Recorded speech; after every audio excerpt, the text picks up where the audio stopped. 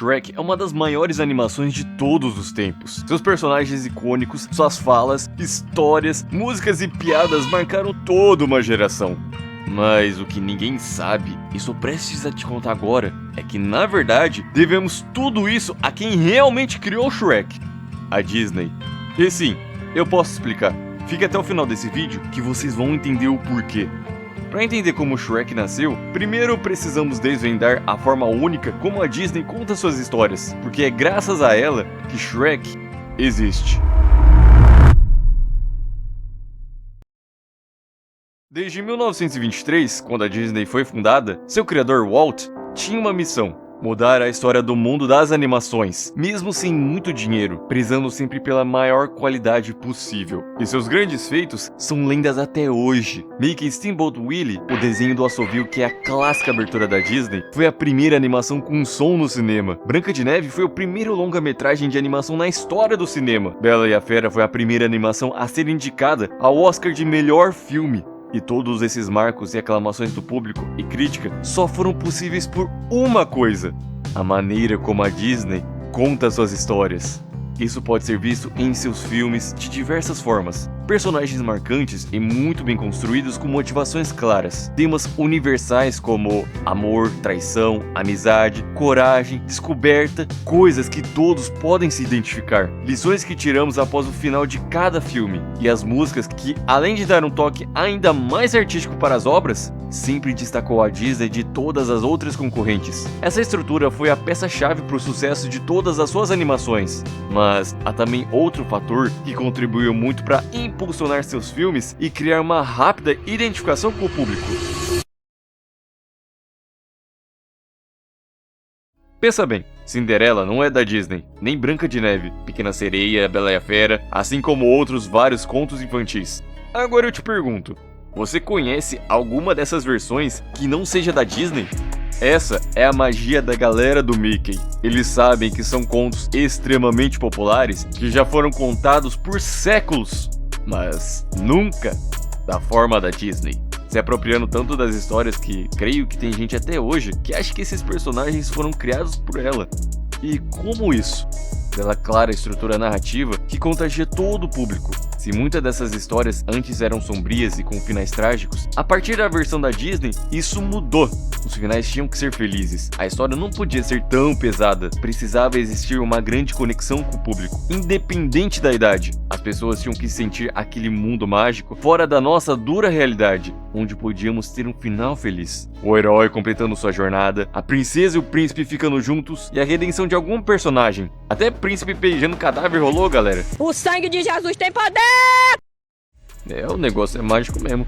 Isso transformou completamente a indústria da animação e muito mais do que isso. Tudo que escrevemos e contamos até hoje tem um pouco de Disney. Ela foi responsável por moldar a forma como as histórias são contadas. Essa transformação resultou em um domínio gigante do estúdio por décadas, sendo o principal nome no mercado e no gosto popular.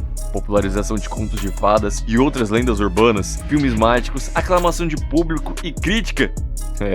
Parece que a Disney reinaria sempre sozinha. Mas a sociedade muda, as pessoas mudam e a forma de contar histórias também. Os anos foram se passando e apenas essa velha fórmula não seria suficiente para garantir bons filmes. O estúdio mais influente do século foi ficando para trás e quando menos se esperava, aconteceu algo dentro da Disney que ninguém acreditava. Após a morte de Walt Disney em 1966 e os gastos para a construção de seu parque temático, o estúdio mais famoso do mundo entrou em uma grave crise financeira. Seus filmes, que antes eram recordes de bilheteria e de público, já não davam mais o mesmo retorno e nem tinham o mesmo impacto, chegando até a tomar prejuízo em uma de suas animações como o Caldeirão Mágico nos anos 80, que fugia do estilo tradicional dos contos de fadas e partia para uma pegada mais sombria e medieval. E mesmo bons filmes como O Cão e a Raposa, Aristogatas e Bernardo e Bianca, que foram feitos nesse período, não salvaram o momento conturbado que a Disney vivia.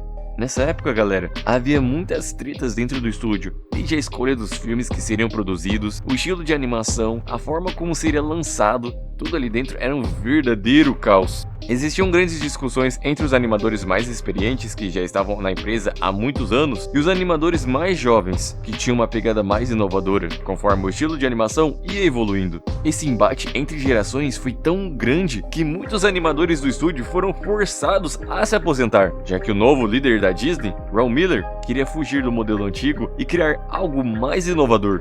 Mas o buraco foi ainda mais embaixo, porque conforme os anos foram se passando e os resultados não vinham, os animadores mais jovens viram o quanto a Disney estava ultrapassada, e suas ideias, mesmo que fora da caixa, não eram atendidas. E bom, isso levou a Disney a ter ainda mais concorrência e dar um tiro de 12 no pé, porque foi só alguns desses animadores saírem da empresa do Mickey que se encontraram em estúdios que revolucionaram completamente o mercado de animações. Já que foi nessa época, no final dos anos 80 e começo dos anos 90, que as animações mudaram seu estilo para sempre.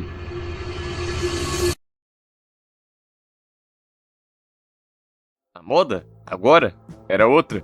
Havia uma empresa que crescia cada vez mais e dominava o mercado de animação. E não era a Disney. A Pixar foi fundada em 1986. Utilizava as melhores tecnologias disponíveis para se fazer um longa animado e mostrava ao mundo o poder daquele novo estilo que havia surgido. Quem não seguisse essa nova tendência ficava para trás. E foi assim que vimos a Pixar não só elevar o nível de competição, como ser a maior referência de animação deste século atual.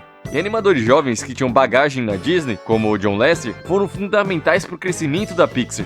Primeiro, porque viram uma oportunidade de crescer na nova moda do mercado. Segundo, porque conheciam exatamente a forma das grandes histórias da Disney. Assim, John sabia exatamente o que funcionava para ela, além de seus fracassos. Isso fez com que suas histórias fossem únicas, porque ao analisar a dona do Mickey, eles sabiam o que fazer e o que não fazer.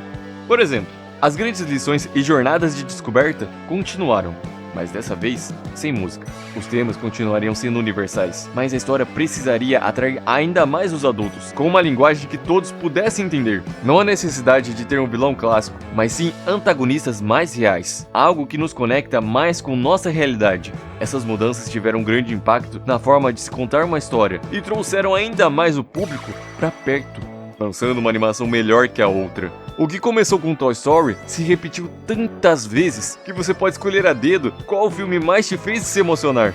Essa influência da Pixar e a quebra com a estrutura clássica da Disney foi também importante para criar uma outra empresa, uma que quebrasse ainda mais com o convencional, que viesse arregaçando todas as portas de uma vez. Essa empresa é a DreamWorks.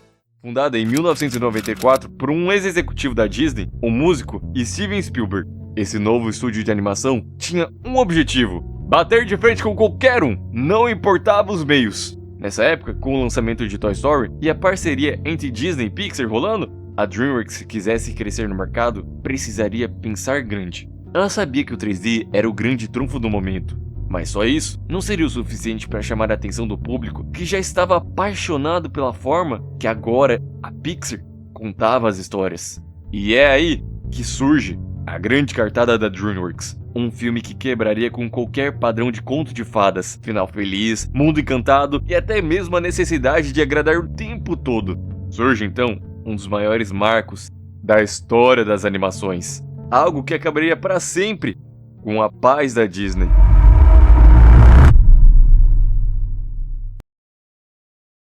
Um Oscar, 487 milhões de dólares arrecadados, mais 4 continuações e a consolidação de um estúdio recém-inaugurado. Tá bom ou quer mais? Manda ver, é demais. Shrek pode ser considerado um dos filmes mais revolucionários da história e um lindo soco no estômago da Disney. Mas por que diz isso, caro Cinessense? Vamos lá. O conto de fadas, com suas histórias mágicas e seus livros que começaram com Era Uma Vez, foi usado na primeira cena pelo Shrek. Bom, para limpar um orifício aí. Que monte de... Essa primeira cena já mostra como seria o filme. Personagens clássicos da Disney como Pinóquio, Branca de Neve, Bela e Adormecida e até Ariel tiveram grandes participações. Claro que nada supera a clássica cena com o Pinóquio de tanguinha. Então ele é? É. Mas todos os personagens de contos infantis foram bem aproveitados em Shrek, sendo grandes alívios cômicos em diversos momentos na história. O intuito, é claro, Shrek veio para quebrar qualquer tipo de estereótipo com filmes de animação que eram produzidos até então. E mais do que isso, criticar esse estilo que buscava ver o mundo de uma forma completamente fantasiosa. No conto de fadas de Shrek, a princesa não é a mais bela ou perfeita.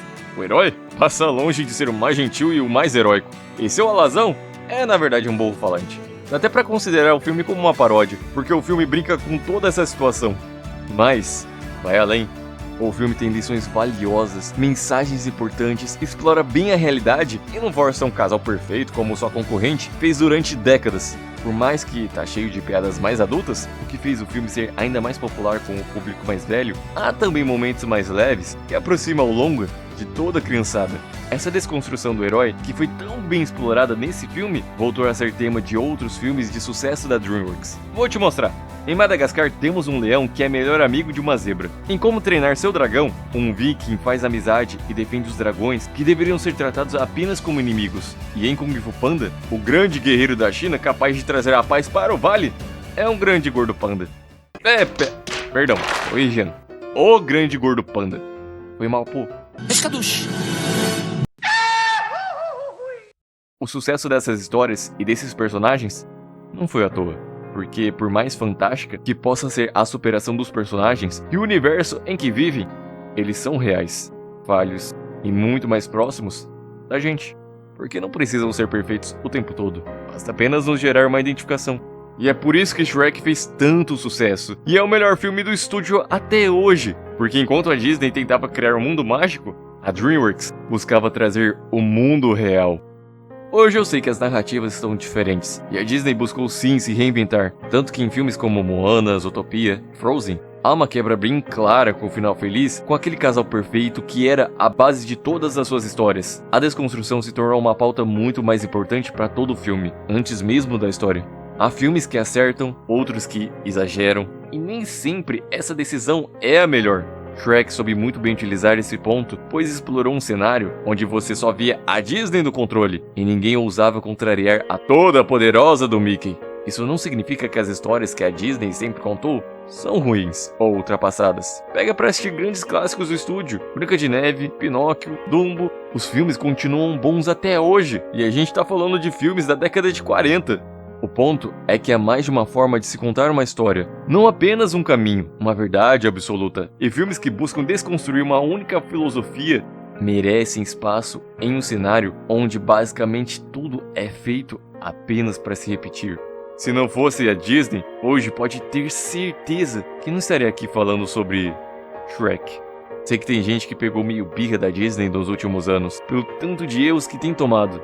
Mas será que ela ainda tem solução? Clica no vídeo aí na tela que eu te mostro.